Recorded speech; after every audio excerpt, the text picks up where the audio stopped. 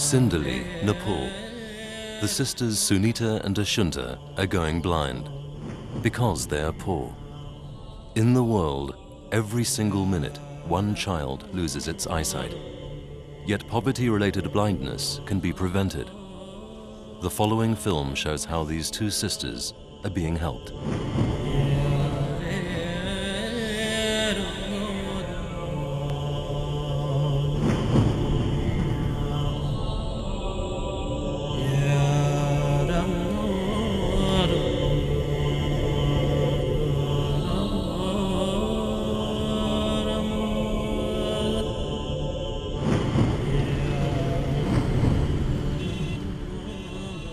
On the road with the Red Cross in Janakpur, the holy city in the Terai. About half the Nepalese population lives in this belt of lowland near the Indian border. No tourists come here, only humanitarian organizations. Terminus, Janakpur. This is the final station for the daily train from northern India. The passengers are all packed together. Infectious diseases spread quickly. All public transport is overcrowded. The dusty streets are untarred and dirty.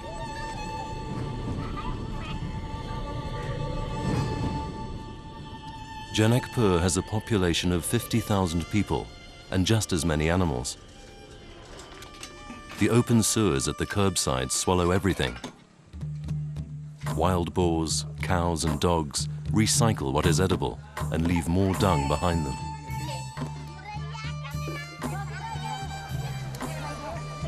Lack of hygiene and poverty are the main causes of blindness. Every 6 seconds, one adult, and every minute, one child go blind because they are poor. This is where the Swiss Red Cross comes to help. The Sri Janaki Eye Hospital was built and equipped in a joint effort with local partners in 1995. The hospital, which is far too small, treats more than 60,000 eye patients each year. As few as 45 staff, including just 3 doctors, make this possible. Already at dawn, the first patients are waiting at the reception. Treatment is inexpensive and prices are transparent. A cataract operation is only 50 Swiss francs. Administrative Director Harry Karki about the hospital's program. We use 2 different approaches. One is treating eye diseases, and the other is helping to prevent them. Information is provided in the villages. Treatment is mainly given at the hospital. Patients can come for treatment every day between 8 and 12 midday. They're examined and also given surgery. When there are large numbers of patients, we perform operations every day. In the villages, we educate people about eye diseases, carry out eye tests, and examine all school children. We organize training programs for volunteers and eye health camps. Meanwhile, our activities cover 5,000 square kilometers with a population of 2.3 million.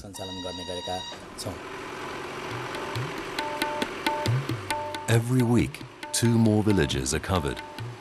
This is only possible with an all-terrain vehicle that is not held back by rivers or the ruts left by ox-drawn carts. In the village of Sabaila, the head of program, Ashari, carries out simple eye tests. Pabitri is 50 years old and suffers from cataract. She's blind in one eye and severely impaired in the other. Manki is blind for 10 years and is left to her own devices. A hard fate awaits those affected. They can no longer work and are therefore perceived as useless by their families. This prescription saves both women. They've been chosen for a cataract operation at the eye hospital. This means no longer being a burden on anyone and starting a new life. That's why everyone wants an operation and will go to great pains to get one. Some come on foot all the way to Janaki Eye Hospital with just one family member to accompany them. Manki and Pavitri are luckier. Just outside their village, there's a bus station, so they can take the bus to drive those 15 kilometers to the hospital.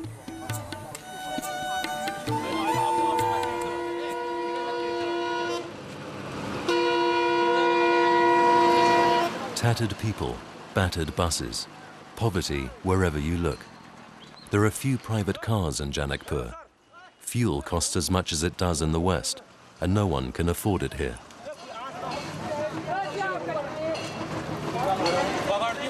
Pabitri and her relative climb out of the rusty old bus when it stops near the hospital. Most patients walk to the hospital because they cannot afford to go by rickshaw.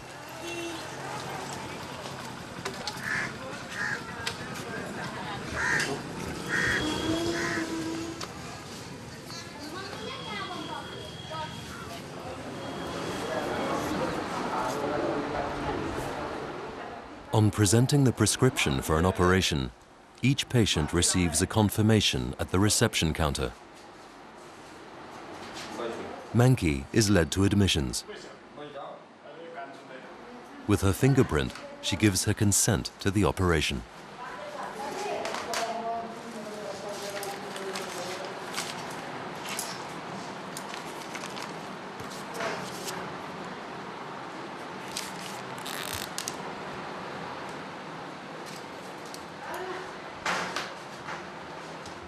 Only one eye is ever operated on, and Manki has to part with some eyelashes.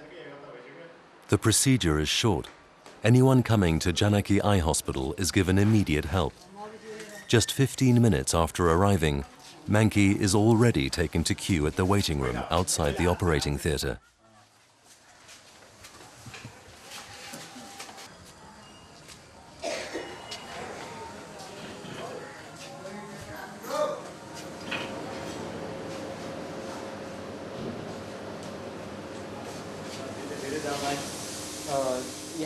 This shrine may only be entered in bare feet.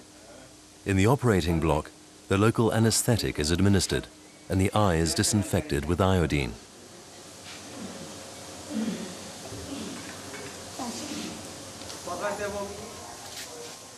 No access to the operating wing without a prescription. Everyone keeps hold of the precious piece of paper until they're released from hospital. Pabitri has been given the local anesthetic. The eye is massaged briefly, and then a lead weight is placed on it to better distribute the anesthetic and to reduce the intraocular pressure. Manki is also given an injection. It takes about 10 minutes for the local anesthetic to take effect.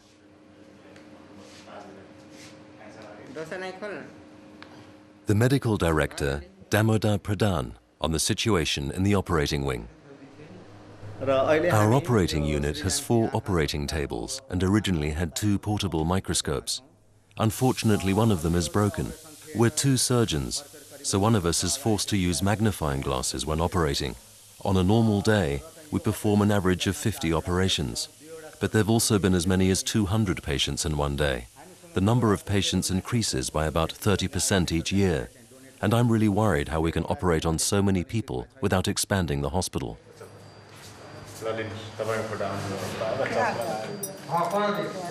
Great efficiency is important, even with 50 eye operations a day. Pabitri sits on a bench in the operating theatre. As soon as one patient is operated and taken care of, the next is whipped onto the operating table.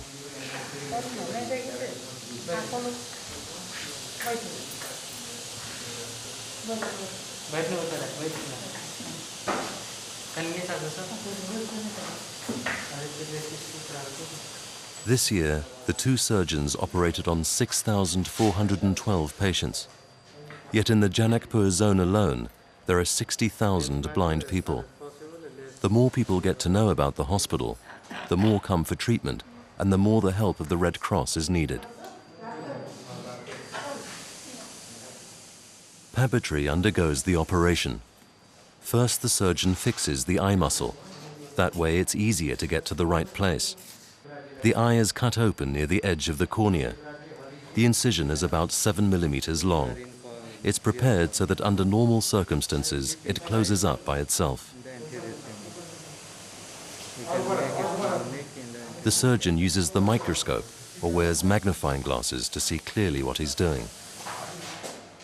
By applying slight pressure, the whole lens slides out of the eye.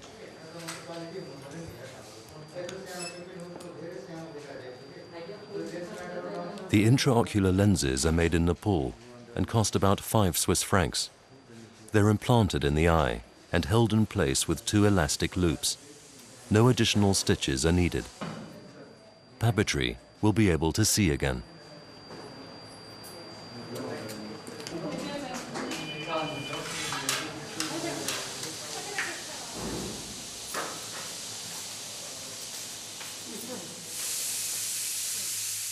Right next to the operating theatre is the sterilizing room.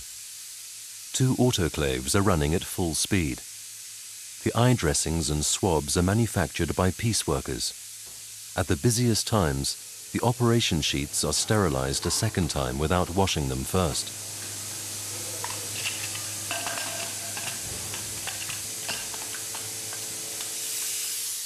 The autoclave is then brought directly into the operating theatre through a slide hatch, a method that certainly no Western doctor would approve of.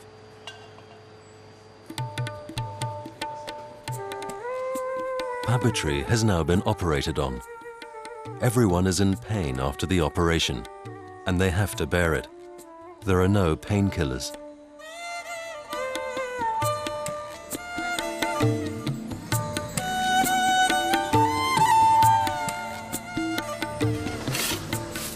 Meals are not provided.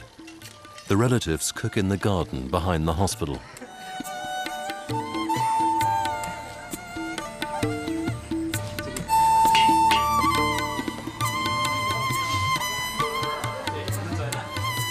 The rooms are small. Each patient comes with at least 1 relative. At night, a minimum of 3 people occupy each hospital bed. That doesn't bother anyone here either.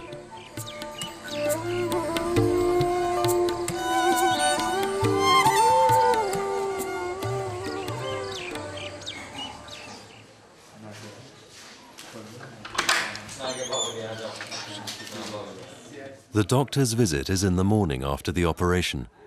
Dr. Pradhan examines the eye and the healing wound. If the operation was successful, the patient will be able to see again. The relatives follow the important event through the window.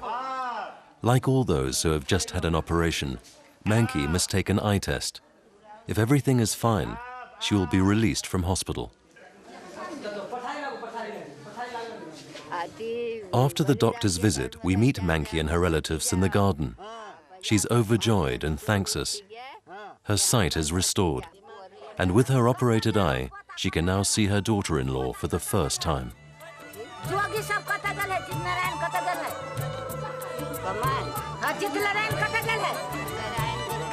Manki's joy has a price, 50 Swiss francs, or for us, a carton of cigarettes or a dinner out. Ich habe mich dem Schweizerischen Roten Kreuz zur Verfügung gestellt als Botschafterin. I have made myself available to the Swiss Red Cross as an ambassador of Eyesight. Why? Because I've seen the hardship and the misery. I've seen people who can't work because they're blind, mothers who've never seen their children because they're blind. And that's something you can change. With 50 Swiss francs, it's possible to give back a person their eyesight. Kann man einem Menschen das Augenlicht wiedergeben. The Swiss Red Cross is committed to preventing poverty-related blindness. Prevention, above all, means to educate people about hygiene and nutrition in schools and in village communities. In the school program, all children are registered. They're all given eye examinations. The outreach program director, Ashuri, estimates that 10% of all school children already have eyesight problems. Trained staff and volunteers run the eye health camps, and wherever they're held, an image of Henry Dunant is present, the founder of the Red Cross, who's admired by everyone.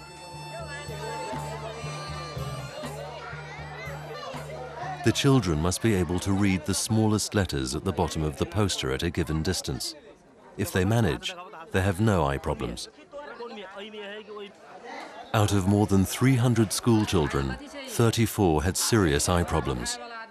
Poverty-related blindness has a variety of causes. Every year, 500,000 children worldwide go blind due to a vitamin A deficiency. Another cause is the trachoma infection, which 146 million people suffer from. The causes are a lack of hygiene and ignorance about treatment among the population, or lack of money. In the school camps, diagnoses are made and medicines are distributed free of charge. Sometimes, even medicines no longer help. This girl lost her eye because her parents had no money to go to the doctor. The tumor must be removed before it's too late, so she's registered for free operation.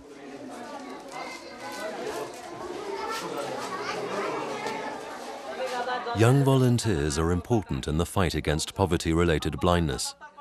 They are trained and give talks in schools about balanced diet, hygiene and clean water. Alongside the specialists, the 20,000 volunteers are an important pillar of the education program. Traveling to remote Red Cross sites is dangerous. Time and again, Maoist rebels open fire. The army is present everywhere, and the atmosphere is tense. Sinduli lies in the highlands between the front lines. Eye checkups conducted in this school revealed that 2 sisters were in the process of going blind. Ashunta is 9 years old. She has cataract in both eyes.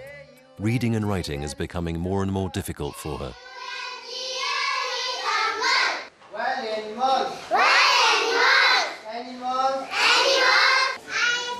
Sunita, the younger of the 2 sisters, is already blind in one eye, and she's probably been so since birth. That often happens in poor countries where mothers-to-be do not have enough to eat. Their parents are poor and work for a big landowner. He pays for the girls' school. School education will offer the children a better future, so it's important to stop the fate of blindness. The family lives in a hut on the edge of the jungle.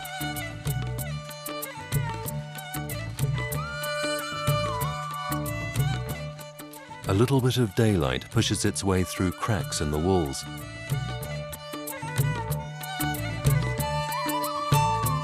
There's no electricity, no toilet, no tables or chairs, and no well. Water has to be carried to the house every day.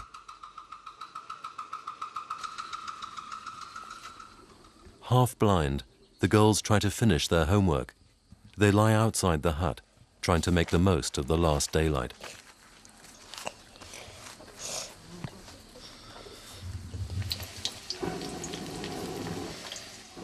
What looks like a romantic Scouts experience is a hard fact of life here. Indra, their mother, cooks every day on an open fire. 1 pan, 1 dish. She's picked the spinach-like vegetable from their little garden. The daily rice is cooked in advance. Acrid smoke blows through the whole hut.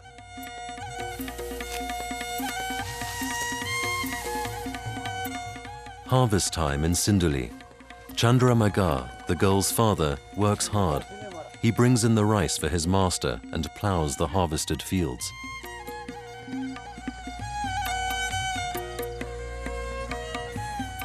The Nepalese only eat twice a day, in the morning and after the day's work is done. Husked rice with yellow peas or vegetables. Although their stomach is filled, the monotonous diet causes deficiencies. Chandra Magar's home is half an hour's walk from Sinduli. The ancient caravan town has a small medical outreach post that is affiliated to the Janakpur Eye Hospital.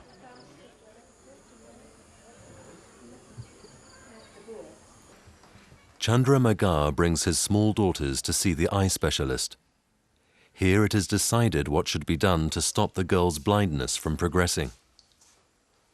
Ashunta, the elder of the 2, is given cataract glasses for the time being. They cost less than an operation. While the eye specialist examines Sunita, we visit Sinduli market.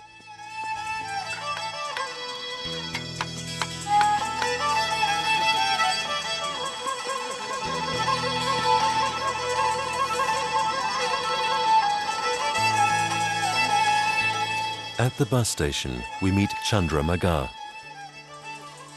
Sunita shall undergo an eye operation, and the sooner the better. They get into the bus for Janakpur. She'll be operated on tomorrow.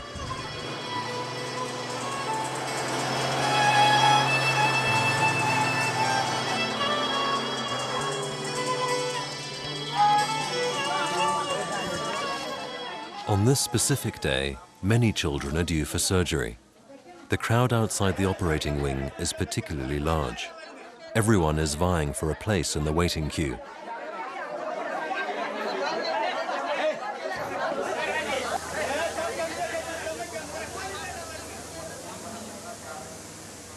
Chandra Magar and his daughter must wait in the operating block for the anaesthetist. Sunita is scared. She's not used to this world of injections and green sheets.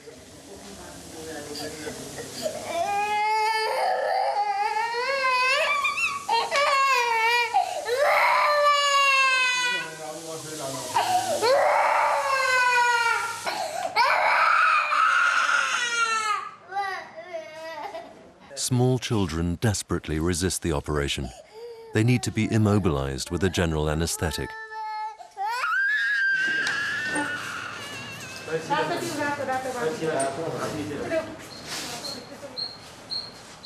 As the surgeon cuts the eye open, Sunita's father Chandra and sister Ashunta stand by and watch. Once again, the clouded lens is removed and a contact lens is implanted in the eye.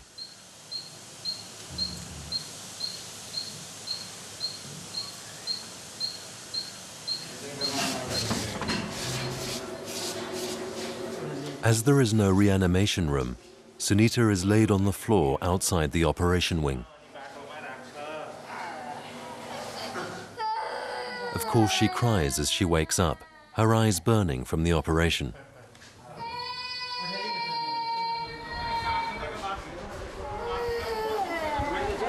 Chandra Magar carries Sunita into the resting room. In Nepal, it's the father, as head of the family, who takes his children to events such as operations.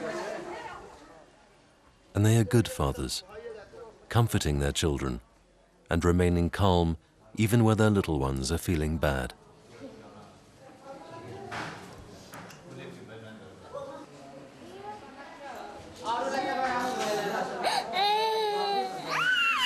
The dressing is removed before the morning visit from the doctor, and Sunita sheds the last tears for her eye. No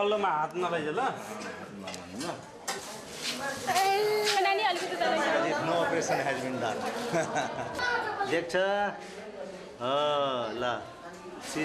Their joy is great because Sunita can see again. The eye is looking great, says Dr. Pradhan. It's good. The eye looks quiet. There is no redness, as if no operation has been done. It is almost a miracle. 20 hours after the operation, Sunita's sight is perfect. Usually it takes 6 weeks for the eye to get back to normal.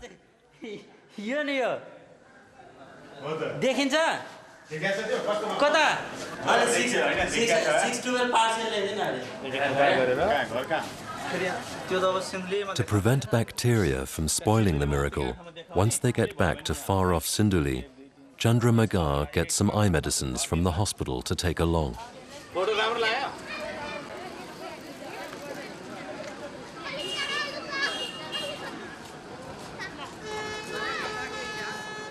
Sunita is also given sunglasses to protect her newly operated eye from light and dust.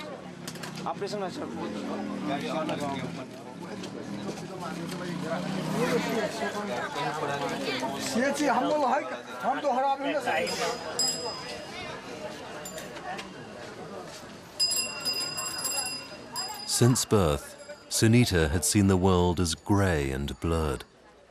Now, for the first time in her life, she can see everything clearly.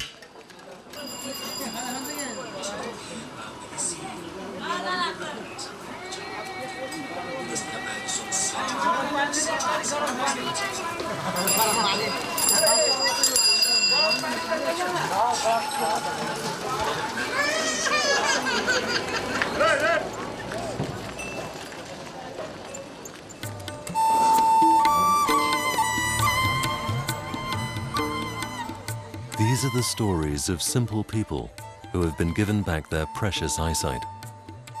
While you watch this film, another 271 adults and 27 children went blind. This is why Swiss dentists want to help stop blindness caused by poverty. Being a dentist, the campaign Old Gold for Eyesight is especially important to me. Thanks to our patients' readiness to donate, we're able to contribute old dental gold from crowns and bridges, and so have a direct impact on poverty-related blindness. The more colleagues get involved in this campaign, the longer it should be able to sustain itself. However, everyone can send their old jewelry to the Swiss Red Cross as part of the Old Gold for Eyesight campaign. The proceeds of this campaign will help a lot of people. A donor explains why this is important. By coincidence, I was reading an article about the Swiss Red Cross collecting old gold for poor blind people in Nepal. I immediately started looking for that old gold I'd been keeping at home, which I'd had from various household dissolutions, and sent it to the Swiss Red Cross in Bern. Und sandte das an das Schweizerische Rote Kreuz in Bern. I'm absolutely convinced the Swiss Red Cross will make sure that the proceeds from this old gold will really go to those poor people in Nepal. Wirklich diesen armen Menschen zugutekommt.